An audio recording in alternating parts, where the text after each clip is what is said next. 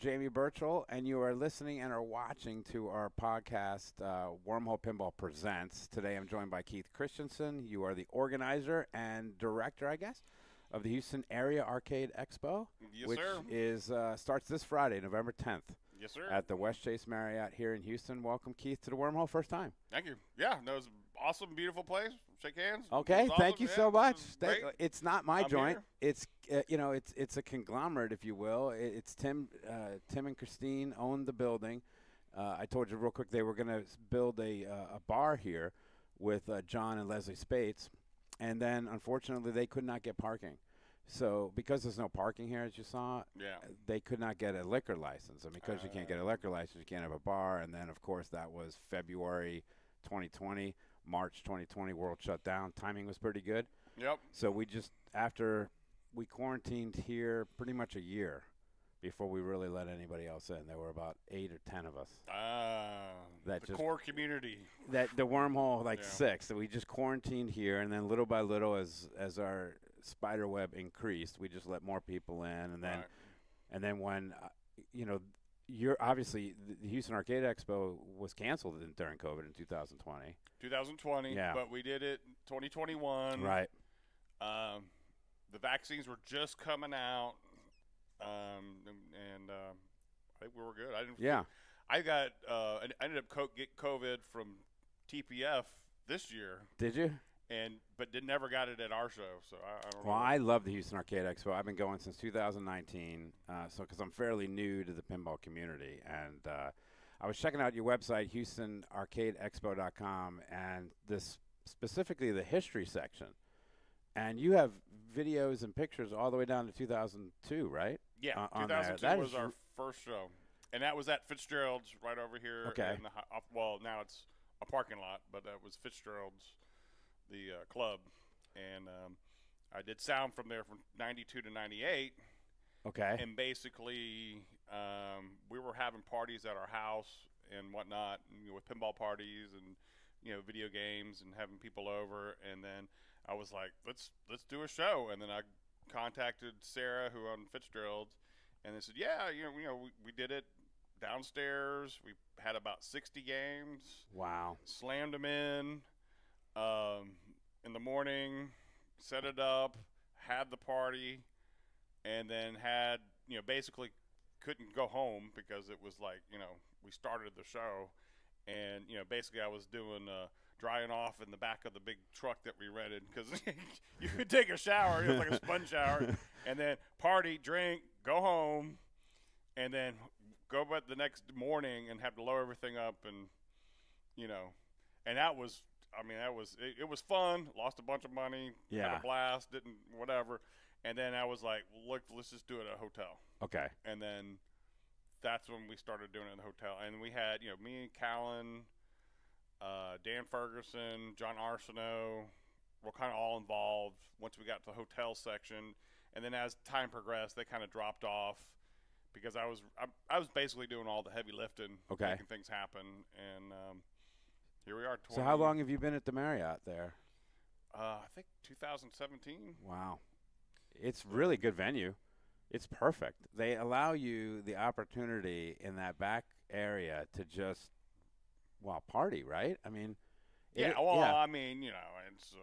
wink, wink, nudge, nudge. No, but it's an area where they kind of, it's excellent back there. I really love it back there. We get kind of left to our own devices pretty much, which has been great because we've been at other hotels. We were at the hotel over there by the Astrodome. It was a Marriott at one time, and it was Crown Plaza, I believe. Okay.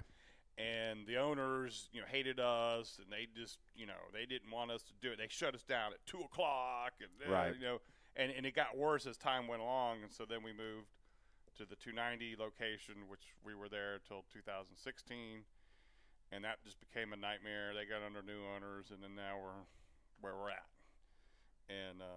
And it goes well. We like it. I like it. I mean, I don't want to necessarily become a giant monster of the show. I like it where we can have fun, and it's a great social pinball arcade console classic computer event where everybody kind of blends in. You know, it's like you may be going up there, so I'm going to see some pinball, and they go, oh man, I used to play that TRS-80 Model 1 when I was a kid. Let me get on that for a little bit, and you like relive yours, and then vice versa, and then people like, you know, so there's a cross-pollination.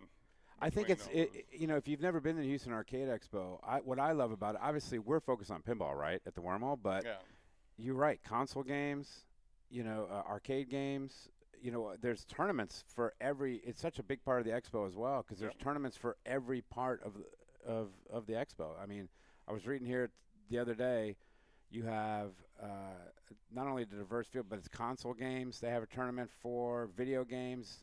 I don't even really know what what was it, the tabletops were. I didn't know what tabletops really were. Well, we were trying to get, that's like, you know, Pokemon cards. Yeah.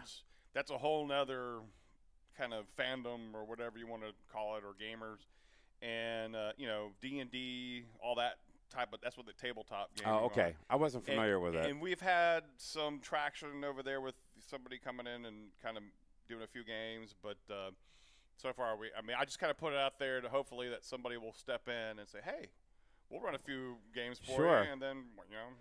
It's about volunteers, right? Yeah. I mean, you need a lot of volunteers to make this happen. Oh, yeah. You know, and just on the pinball side with Space City Pinball and the Bells and the Wormhole booth, we need volunteers constantly to man those booths and just to show people how to even flip a machine, because we're all about just increasing the awareness for pinball, right? And that's I'm you're there.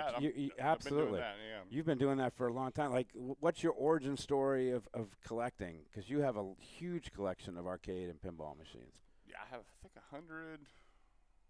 107 pins right now, and probably about 70 vids. Wow. And because I got to go to Gandalf. 20 computers and, you know, stuff like that too. But yeah, Gandalf, that's my office. Yeah, so I got to go for the first time this year, and we sat down. We were bullshitting for a little bit, but I really, what a place! What an amazing place that you're building there. And, and that's a lot of that, all the artwork and stuff like that. That's all Jay Welch. Jay Welch, he volunteer. He just, you know, hey, let's rent the place next door and set up an arcade. Okay. Boom, and he's over there printing, you know, and if you look at all the artwork on the wall, it's, you know, a lot of flyers from old shows and bands that, you know, I've been in bands that we all kind of like in the underground in the 80s and stuff like that. So he did a super great job on that. And so how long have you been collecting? So my first game was in 1996. It was a Centipede. Okay. So I started a computer company called Trinicom. Right. I saw you on LinkedIn. You'll get a little alert that I was sniffing your profile today. Oh, okay. All right. Trying to for the interview. And we're up there helping a customer, and this guy Roy Baker, and he had this incredible jukebox collection. Okay. But then he had a bunch of video games, and then I was like, oh my God, I can own a video game. Yeah. And then he had a fire pinball. And, you know, I could own one of these. And so he needed some work done on his computers. And so we, you know, worked on some stuff. And then next thing you know, I'm driving home with a working Centipede. I know. Crammed in my Trooper 2. Right. And Jay was with me. And he was like, you know, leaned up like this. And it was anyway, got there. And then I think 98 was my next purchase. And I got a high-speed pinball. That was my first pinball in 98. And then next thing you know, I'm raiding warehouses all across Texas, and I went, and that's how I met Colin Hendricks. Okay. We ended up going to a warehouse, and it turned out that part of his stuff was there, and I met him there, and we're buying some stuff from another operator. Anyway, and so I've bought stuff, done warehouse raids with my friend John Arsenault. We went up to North Louisiana. I took a train basically over to Lafayette. Right. We piled in, rented a U-Haul, and basically did the tour of Louisiana.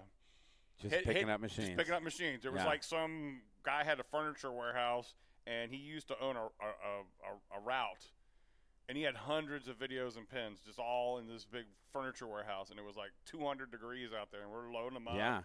And then, Well, anyway, I've been there, done just, that. But I didn't take a train. Me and Tim did do a drive down to Port St. Lucie, Florida, to pick up 7 machines. There you go. And that was an ordeal in and of itself. A story for another time. Yeah, it's, you know, I miss it in some ways because there's the adventure of just getting there and having the road trip, and then getting in there and getting dirty, especially if they're in a warehouse. You're getting in there dirty, picking stuff up, and then the whole thing about haggling with the guy or whoever, and, you know, haggling with the prices. And luckily I was able to pick up 8 pins from a true warehouse raid over the summer. I brought my 2 sons with me, and we all, you know, they were helping me breaking them down, loading them up. Well, I'm sure they're experts right now. Well, yeah, I mean, you know, they're getting there. Yeah. So, talk about your love for music too, right? Because I'm very good friends with Chris Pallas. I love Chris Pallas, one of my favorite people on the planet, and a hell of a drummer. How did you hook up with your band and some of the bands that you've done, and then convert all these pinball players to drummers? I mean, he's a drummer now. Yeah, he doesn't even play pinball he was a drummer. Yeah. Before I met him, so I'm at my musical background is I was in punk rock bands in the '80s. Unbelievable. Played, you know, Cabaret Voltaire, and, you know, and then emos. I had a kind of a psychedelic jam band. We played, you know, every Tuesday night at emos down here. What instruments did you play? Or were you singing, or? I played bass. Okay. And then kind of in my 1453 BC era, I was doing singing and playing bass at the same time. Cool. It was kind of more like a 3-piece psychedelic grunge type of thing in the 90s. Awesome. And then started doing some Stoic statuary, which was all keyboard work, and 2 beautiful backup singers, and we did that for a while. And anyway, so that, you know, and then I got a degree in audio engineering and minor in music, and that yada yada. So I did sound at Fitzgerald's from '92 to '98. I miss Fitzgerald's too. Oh yeah, that was a. And I'm not a native Estonian. I moved here in '97, and I found that place as quickly as I could. What a neat place. Went to a bunch of concerts there. And you're a native Estonian, right? I mean, your whole life. Born and raised here. So that's awesome. And so music is ingrained into me, and then when we first started the show, a part of the show was to have lights and music, kind of like the old 80s deal, right? Right. And as it grew, you know, we had a quiet section for, you know, like, you know, the EMs and stuff like that, you know, in a different room, but the main place was needs to have that, you know, roller rink kind of old vibe. And it does, though. And right. And so as we, you know, as it grew, we would get flamed on pin side, like, oh my God, it's too loud, and is it a pinball? And I was like, okay, let's get bands. Yeah. So we started doing bands. So we doubled down and just kept doing what we're doing, and just I love that. You know, because, you know, that's fine. You don't have, if you don't want to come and experience it, you don't have to, you know. So yeah. I mean, I love the guests that you have there, the musical guests. You know, Scott Denisi puts on a hell of a show. Yeah. Oh, yeah. All right. Are you guys going to be putting on a show? I know you've been practicing. Yeah. No, we're going to have a practice tonight. Me, Chris, Aaron, and Mark Shields. Okay. He's a big video. He's got a bunch of pinballs as well. And we started a band called Loaded Popcorn.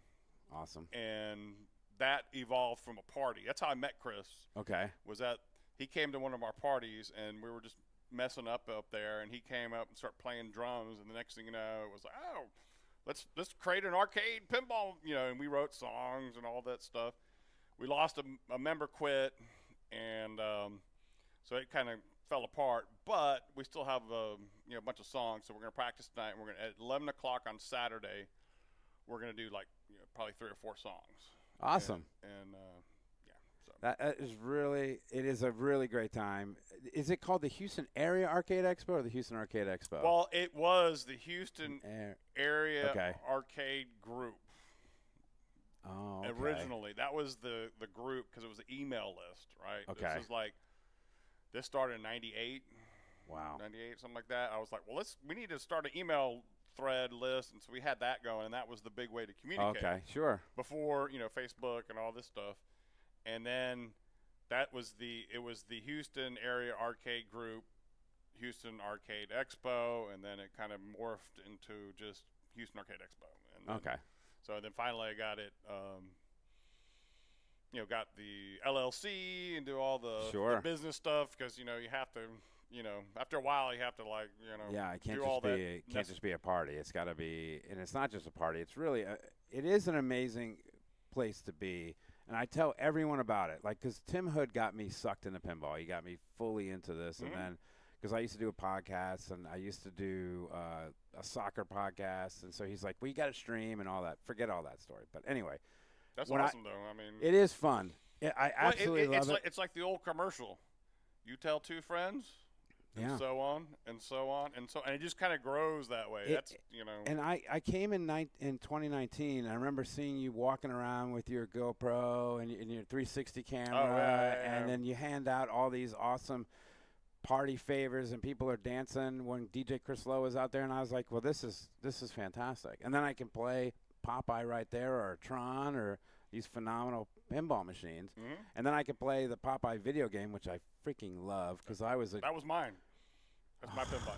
I bring my Popeye every year. So. Wow, because it's dude, it's funner. It's more fun than people think that video game it is. Dude. All right, I put a lot of quarters in that as a kid, and that's another wormhole that I can't go down. That is Star Trek. Oh, okay. And then when you're here by yourself, that's why I turn trailer off. Because it doesn't shut up. It's a Spanish game. Yeah, I have a Dragon's Lair that I can't get the track sound off. Is it original Dragon's Lair with the laser disc? Yeah, with the laser disc and everything. and I keep. Are you bringing that? No, actually, Mark Shield's bringing. Okay. His.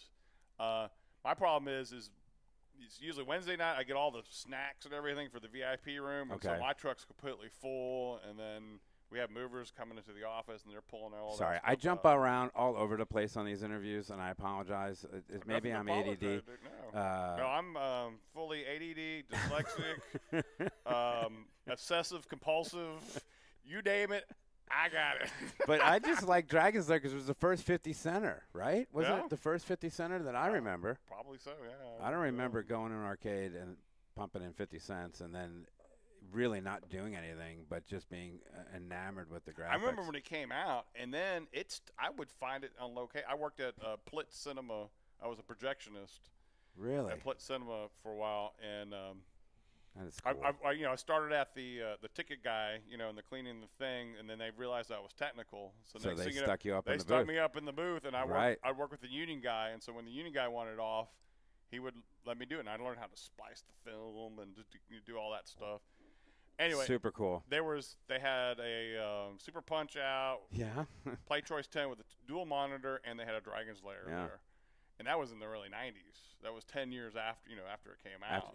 And it still probably did well. Oh yeah, it was a fun. That's game. the problem with them today is that the Laserdisc. You can't find anyone that knows how to repair Laserdisc, right? Well, there were some interface boards that allow you to do a modern. Player. You know who has that Game Preserve down in NASA has one of those. I have one, and then a lot of people are doing just switch over to SD, just remove the laser disc out completely. Okay. But I have the board that allows you to use the newer player, but with the original disc. I always get to the GD drawbridge, and I always go the wrong way, and that's where I screwed. It's right in the beginning, and I screwed that up. Oh, wait, I know. Anyway, forget it. Sorry, forget it. When he's going, dead, 50 cents gone. See ya. But then I had to go into my pocket and get some more. Great. And that's one of our Loaded Popcorn songs. It's called Free Play. It's about going to an arcade now where everything's free play. Right. And the stakes aren't like it used to be. No, man. Back in the day, that may have been your last 50 cents for the day. I grew up on Long Island, and so I collected cans. Okay? So next time you throw away a can, it says 5 cents for New York and New Jersey and Connecticut and all that crap. Well, I collected cans. I would go to my neighborhood, get cans, and we would go to the arcades. And this is, mid 80s, and we went to and played these games, and we were enamored by Tempest, and we were enamored by, the pizza place at Tempest, and so I grew up playing these games. In Texas back then, we had the glass 1 liters. And so we'd get a quarter back. Wow. Or 15 cents back for the glass. I had to do 5 times 1 liters. Yeah. So we didn't have the can. We had, and so my parents would buy those, and we would take those to the local Lewis and Coker, and I would get a buck or whatever, and then they had a Phoenix, and that was my thing. Right. The Phoenix was, me and my buddy Joe played the crap out of that, and then on the other side was a 7-Eleven down the Hillcroft where I lived, and I still remember they had a Flash, and I remember the first, Flash, Williams Flash, sure. And I remember the first time seeing it and actually getting one, and looking at the artwork up close, and I had this weird kind of flashback because I remember when I was little looking at all the people and going, "Oh wow, this is cool," and it just kind of gave me a. I sucked at pinball. And so I didn't throw a lot of quarters in there. I just sucked at it. And I was so much better at the video games, starting with, and then I had the console games from the Atari, then, obviously to the Commodore 64, which you have console Commodore 64 guys at. Yes. I geek out with them every year. And they're like, who is this pinball nerd that keeps asking me the same Commodore 64 questions? But I played the shit out of Commodore 64. Yeah, no, I was TRS-80 guy. Oh, okay, color sure. Computer. Yeah. The color computer, and that's where I actually learned to program. Yeah, I learned to program BASIC on the Commodore 64. Yeah. So when I ended up doing Trinicom stuff and doing database programming and the web, okay, a lot of website stuff, a lot of the commands were still the same from back. A lot of the basic command, handling strings and mid string, go sub, go twos. Yeah, all that crap was all the same. Yeah, and it was like I just boom, and that's wild. That's how I Yeah. My dad going out to Katy to save money on tax to get me my first color computer. Wow. Put me on the trajectory of doing this whole chicken chow. So. But that's awesome, right? I mean, Yeah, it's just so fantastic that you can then. It is an amazing. You never know where this world's going to take you, right? And then all of a sudden, our love for video games and my love for wanting to be on the radio. Growing up in Long Island, I wanted to be Howard Stern, right? Yeah. So, I mean, that's just when I first heard his ass, I was like, what the hell is he doing? That is unbelievable. He's pushing the boundaries. And then I was like, well, I have to do this for a living. And then, I didn't do it. And but then my love for pinball and video games and this allows me to do this stupid podcast. And so and of course, the Twitch channel is really growing. So we're doing some neat stuff down here. Yeah, I mean, it's all about like you said, connecting people, pushing the boundaries. How can you, because that's I mean, you end up with an echo chamber at certain points. But how do we reach out and bring more Jamies in? Yeah. How do we bring more, whoever Tim's in? How do you bring more, people into the hobby to keep it growing? Because we don't need these gray hairs. We need the younger, for us, to jack revenues, and we need to continue to grow. And that's why the Wormhole is so important. That's why the Houston Arcade is so important, because what we say is just come. Well, and the tournaments. The tournaments. In Space City, I'm seeing a lot of younger people showing up there and everything. That's a true testament to what Phil, who was our first interview, built, and what the Drones and all of the great guests and Tim have done, the TDs and everyone just putting that together. Because the tournament, I'm more of a tournament player, and that's how I met the Chris Palaces and everyone, and that's how they introduced me to you guys, and it's through the tournaments. And that's really what our Twitch stream was. But I geek out on playing the different kind of games, and when I go to a tournament and I see something really rare, I geek on it, right? Yeah, you want to learn the rules. I want to learn all of it, and I get. And this is why I don't know if this is.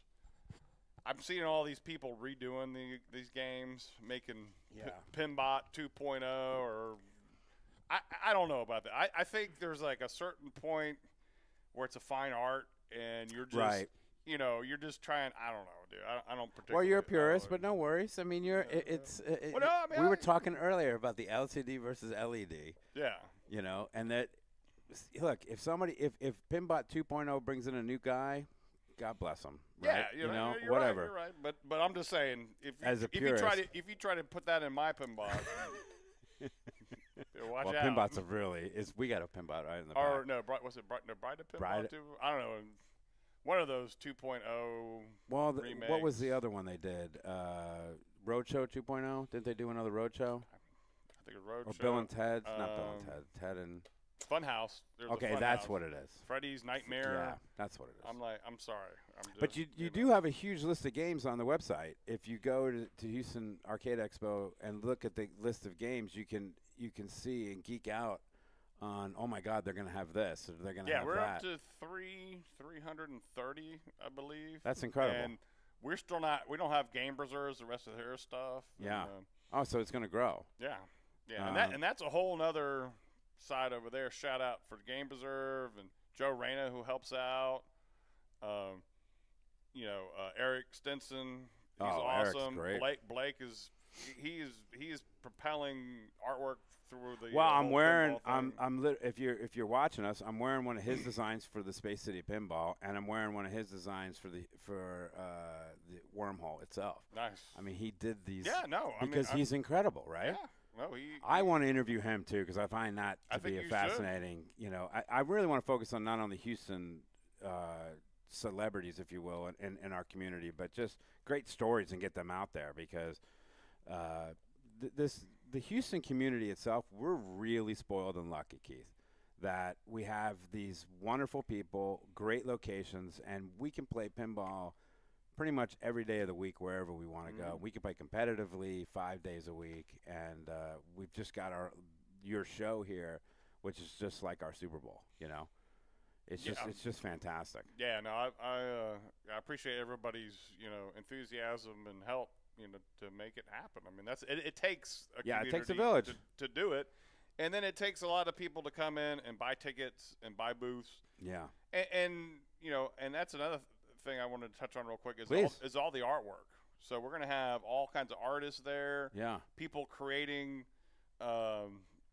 different fandom things, and I think that's just an awesome way to help. I like to get there Thursday. Well, we set up our Wormhole booth, and then we're going to be streaming the Houston area, the Space City Open, and the Bells and Chimes, the women's. So I've got all this crap I got to bring, right, and I got to set it up in the rig. But I like getting there Thursday when people set up and just having conversations with everybody. Yeah. And what are you doing? What got you into this art and cool stuff? There's just really great eclectic group of people there. It's awesome. Yeah. No. Our mission statement basically is how to figure out to make it more fun. I have a day job. Yeah. I have my thing.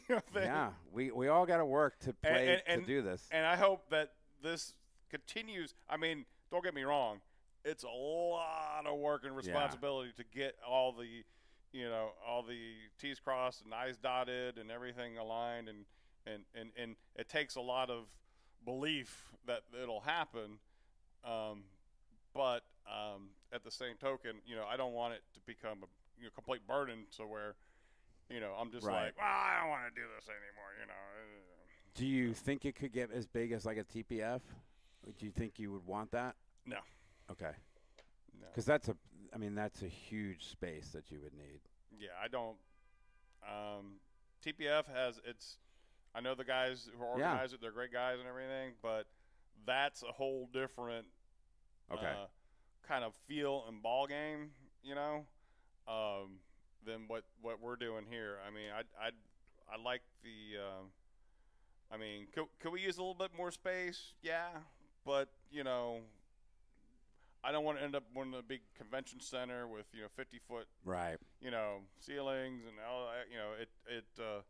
And you're in a good spot right now, and you're in a good place. So we'll keep riding it. Ride the wave till we can. Until it bucks you. You have a bunch of guests and speakers coming. Let's see. I really want to party and hang out with Tim. What is this, Kitzrow? Tim's fun, yeah. Yeah, he's a fun dude. He'll be playing with Radio Cult. Oh, he will. So yeah. Okay. So if you stay late, up because we have the Yacht Rock toast at midnight. where you get your captain's hat. Yeah. And you get your lei, and we do the champagne toast. Awesome. Non-alcoholic. What's that, Friday night? Saturday night. Saturday night. Okay. Friday night is the 80s dance night. Okay. And that's going to start by 11:30. And DJ Gandalf, which is me, will be DJing both nights. I've been killing myself trying to get the playlist and get my rig, and I got all these lights synced up. Anyway, that's a whole. I can't wait to see it. And that's what we're going to do. You'll see me on the dance floor, man. I'm there. I hope so. Yeah. So we're going to get. That's where all the 80s pictures.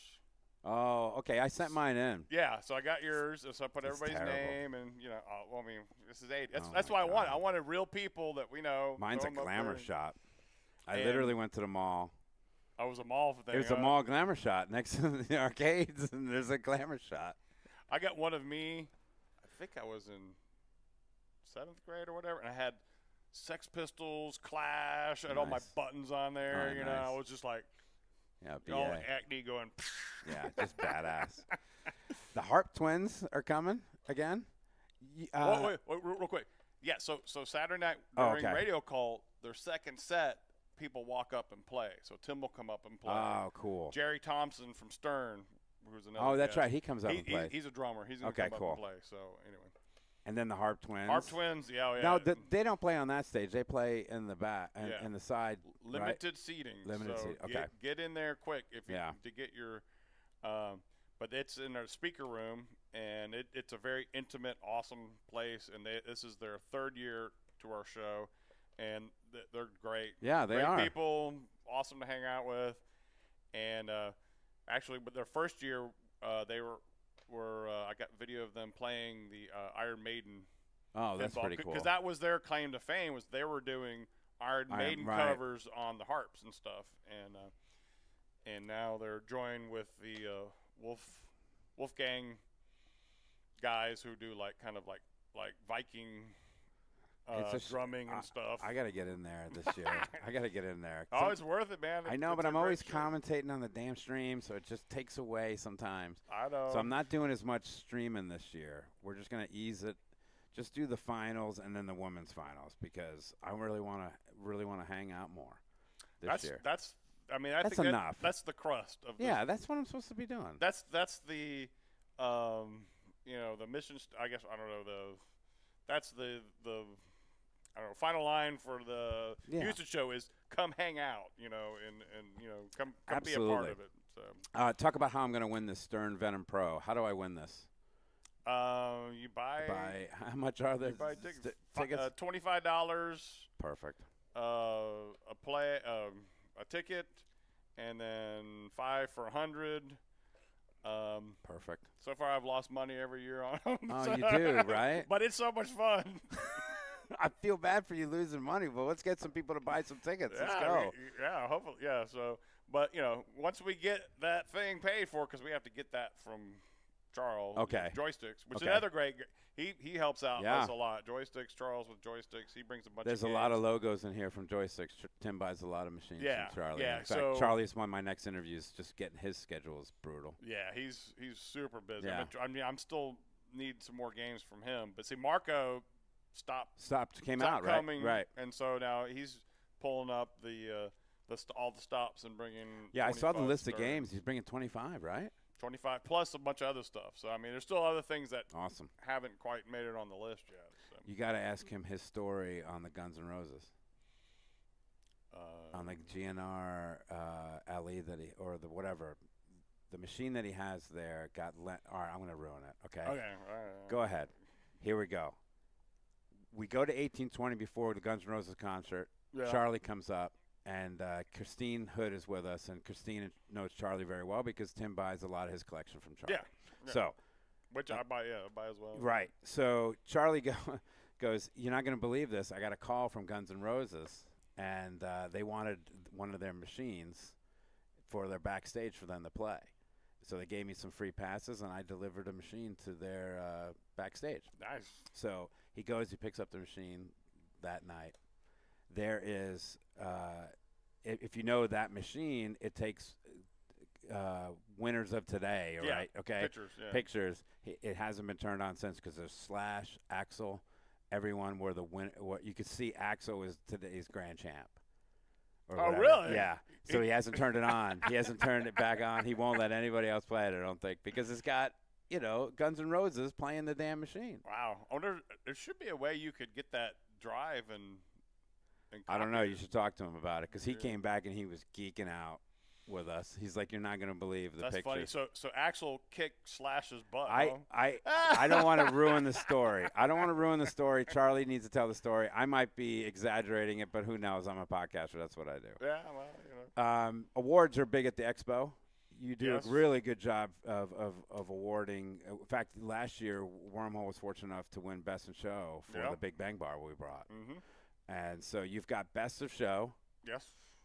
Best Original or Modded Pinball, Best Original Modded Arcade, and Best Original Modded Console. Yes. Those are huge, man. People geek on that stuff. Yeah, no, it's definitely getting people a pat on the back, and you display this trophy. Because and also, people are proud. You forgot one. There's also the Dan Ferguson Memorial Okay.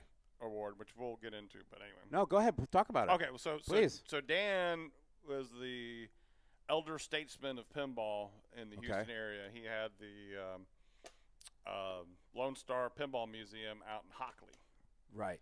And all throughout, since I got into it in the early, it's 2000s all the way until his passing in 2017, he would have parties, get-togethers there, and he just had it's like this, five, out in the country, but Yeah.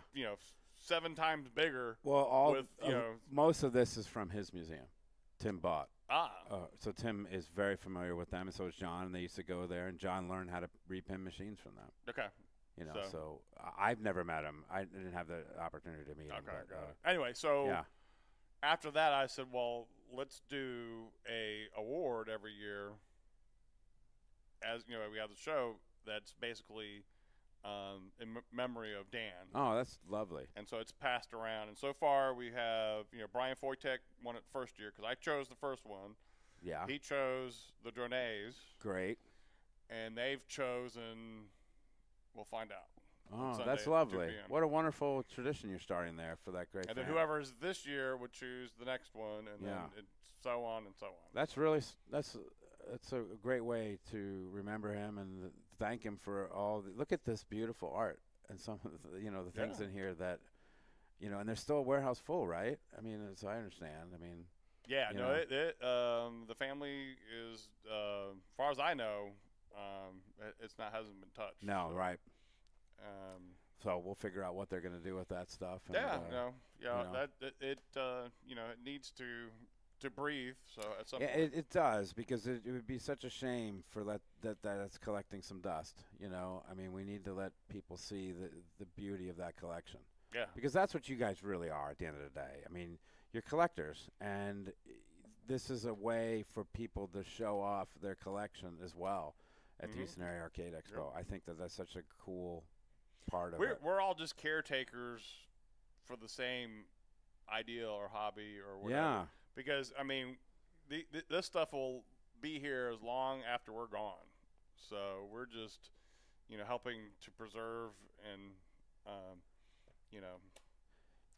Mark Gammons picked up a 1968. It's right over there, and you can see the back of it. It is Rock Makers pinball machine, Rock Makers, and it's like a rip-off of the Flintstones, but it's German. Okay, so they're cleaning dinosaurs and they're making rocks. I'll show it to you after. Nice. But it is so cool to then go on the pin side and go on and check out how many were produced and how rare it is and how those cool things. And it just, I geek out on that. I did that. I had a Varcon. Okay. I'm not familiar with Varcon. Oh, you don't know Varcon. Okay, so Varcon is the first and only pinball that was made in a Williams video game cabinet. Okay. So it's an actual top, like a stand-up, like Defender so style cabinet. Okay. So before Circus? Well, yeah. Wow. This is back in the early 80s. In Circus is not even really in a video game cabinet per se. Okay. This is an actual, with a top header like this. Trying to throw knowledge at you, and like then, I know what I'm talking about.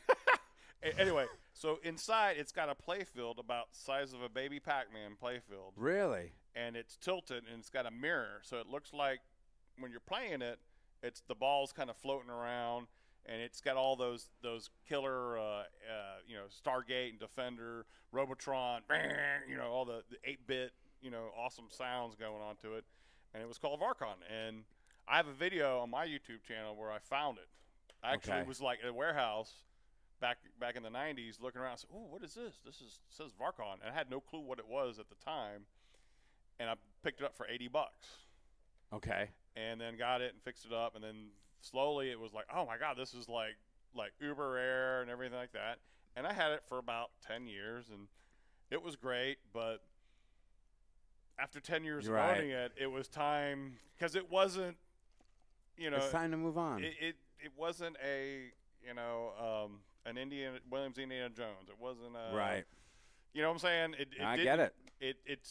And same thing with Joust. I had the Joust pinball with the head-to-head. So sometimes I kind of like Joust. It's good. But once I'm going to play myself with Joust. And even with two players, after a while, it's like, what am I doing here? Exactly. And so I sold that stuff. I mean, I wish I kept it now, because I probably could retire at this point. Sure. Just on those two. But you never know, man. I'm just saying, rarity is awesome, and we need to preserve that, but else at the same time, it may not necessarily be the funnest. I know Tim bought 2 of those with the big mirror, and they had joysticks, and then this would be your flipper, and then this, you could move the machine. Hyperball? Called Jolly something. I don't know. Are you sure? Was it so Hyperball was one. I used to find these all the time in the 90s or the early 2000s. And you would have 2 grips like this. Okay. And it was a Bally game or Williams game, and it would shoot a stream of little balls like this, and be like. And Charlie had one. Yeah, you shoot. You shoot your targets and everything like that. That was So you know what it's called in economics? The opportunity cost, or not the opportunity cost, diminishing marginal returns. You remember that in economics 101? No. Your first banana is delicious. Your second banana tastes better than the first banana, and then the third banana is just not as good. And so that point is called diminishing marginal returns on that scale. And that's the issue with those games. Like, they're great. They're nice for a collection, maybe at a museum, but the playability, you're just not going to keep playing. Right.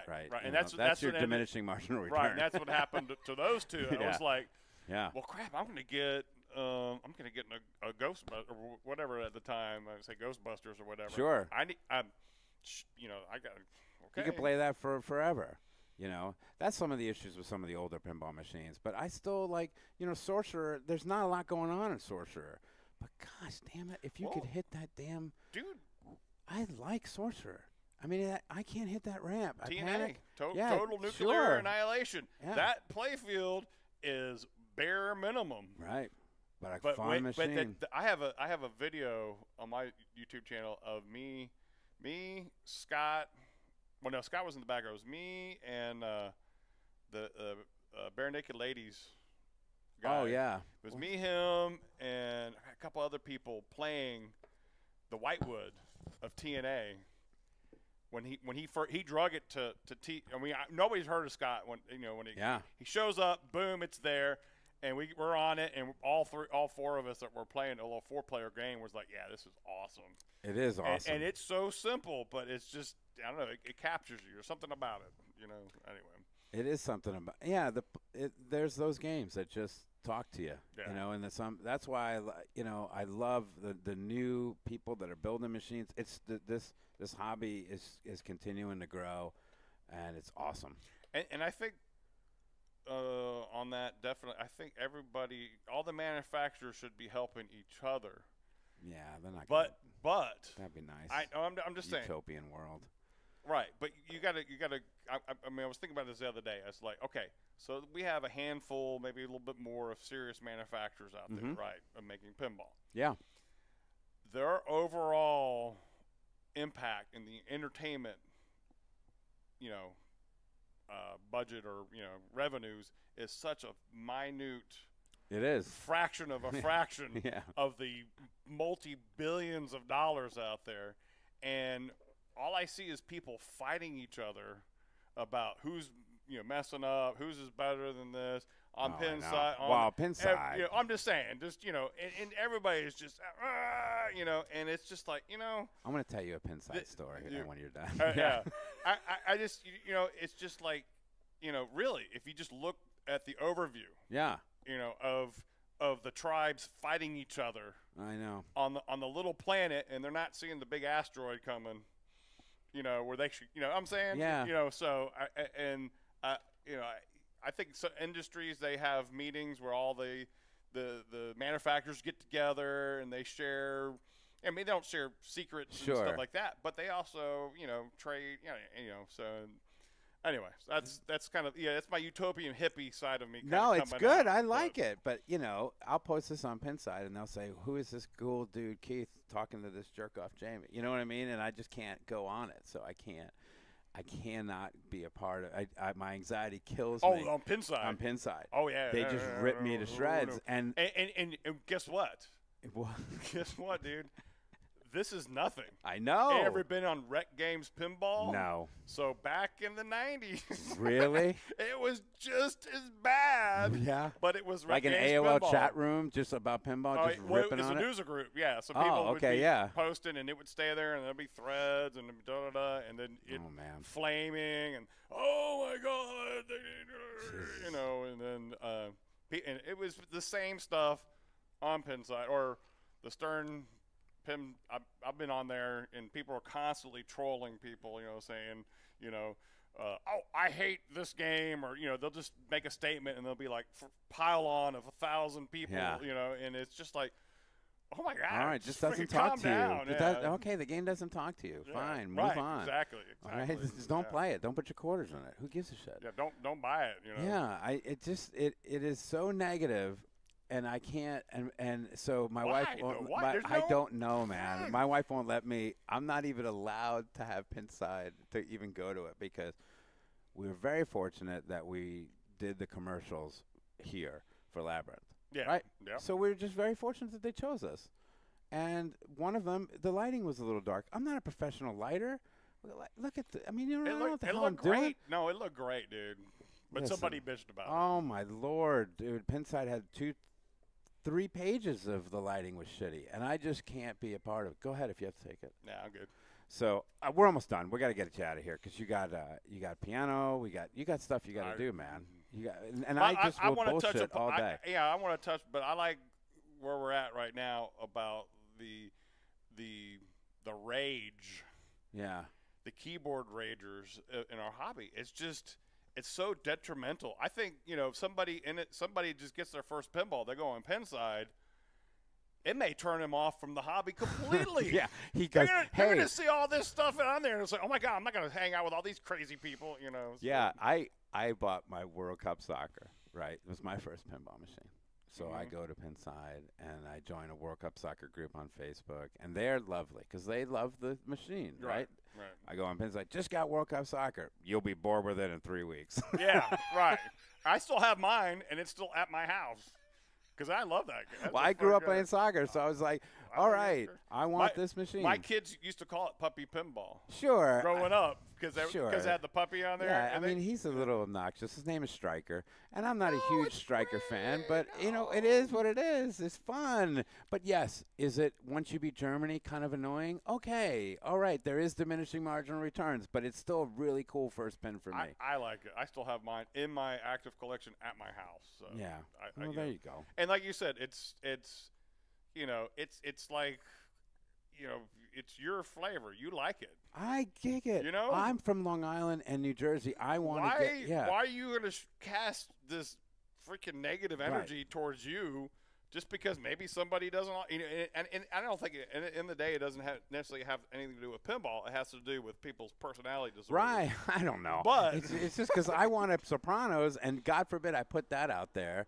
That Jamie wants a Sopranos because I'm from up there and I love that show. Yeah. They'll crap all over that machine. Oh, and I'm like, okay, is it the best Stern ever made? Probably not, but it's fun. Who gives a shit? I know. Well, I mean, that's what I'm saying. You bought the ticket. You're gonna play. You're gonna ride the ride. Yeah, And me and you are simpatico. We're on the exact same sheet of music. You buy you're gonna enjoy it. You're gonna play it. You're gonna enjoy the theme. Maybe it's not the best player. You know, I like Houdini a lot. A lot of people just hate it. It's just hard. It's hard. And that was difficult. I housed that machine early in my playing, and Tim lets me house some machines, and that one kicked my ass. It just hurt feelings. Difficult. It hurts feelings. And if you're new at pinball, that machine's going to hurt. Yeah. It's going to demoralize you a little bit. And but I'll tell you, when that Joe Balser didn't play around with that. No, he didn't mess with it. He could have widened it a little bit, for Christ's sake, man. You know, those little right side little pass on the right side. I mean, help me out, dude. Okay, real quick. Houston Arcade Expo, Houston Marriott, West Chase, 2900 Bryant Park, Houston, Texas. So we got Friday. You open at noon, right? Yes. Okay, so you go to noon to 2 a.m. and then Saturday. Well, 2 a.m. is ish. Okay. 3, 4. Well, I was with you last year, and you bought how many Grand Slams? You know, you don't have to do this again. I'm not putting you up for it, but you bought was it last year or the year before? 2 years. The last 2 years. I think the first year, me and Chris were hanging out jamming, and we were hungry at my house, and I was like, dude, let's just buy a family Grand Slam. And he's like, okay. Boop. And then next thing you know, we had food delivered, and we were just like, amazing. And then we were hungry and doing the 80s dance night on Friday night, and then I was like, dude, let's order a whole crap ton of them. Yeah, I think you got 30 or something. Yeah, and we had them all set up, and then I was like, do I wait for the Grand Slam or do I go to bed? And I chose bed, and that was a mistake, and I've regretted it since. It will be back at some point in the evening, but I won't tell you when, so that way. No, it'll be good. This way people stay, and it is fantastic. Thank you, Keith, so much for joining me here at Wormhole Pinball Presents. It's important to me to grow this community and just show Houston what we're doing, because we're doing some really cool things here. You've been a major, major part of that. Thank you so very much. Here, I got to read this little thing here. It's you can check us out on Twitch and YouTube. Just search for Wormhole Pinball. Donovan, our boy Donovan. Do you know Donovan Wade? I'll introduce you to him. He does our social media and does a really good job. And for renting the Wormhole, because you could rent this cool little thing. Yeah, here. I saw that the Van Halen. Yeah, we had Mammoth Van Halen, and we had Wolfgang here for his birthday party, and I'm trying to get him back. And they were here when Alter Bridge came. Nice.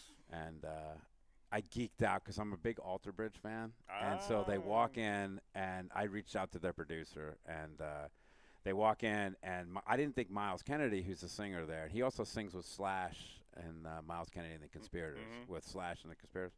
Anyway, I saw Miles, and I went, holy shit, Miles Kennedy. And I went, okay, I promise I'll be professional from this point out. So anything else? I mean, did I miss anything? Swap meet. Saturday. I love the swap meet. Swap meet Saturday morning at 8 a.m. Okay. I used to go up and make it there, but I don't think I've made it the past couple of years. It's tough because it's Saturday morning, right? People are out there. They love it. There's games, console stuff, all kinds of stuff out there. Yeah, and if you have cabinets, they also sell. There's a bunch of guys that'll sell like an old Pac-Man or a Miss Pac-Man. Yeah. What are those called? The boards. Just boards. Yeah. Okay. Boards like that, and then sometimes pinballs will show up. You just never know. You never know what could show up on there. The cosplay, we have the big costume contest at 4:30 on Saturday. That's fun because it is super fun. We have all these people coming dressed up, and they win a trophy and a prize and stuff like that. Trivia with Blake and Eric. What day is that? That's on Saturday at 4.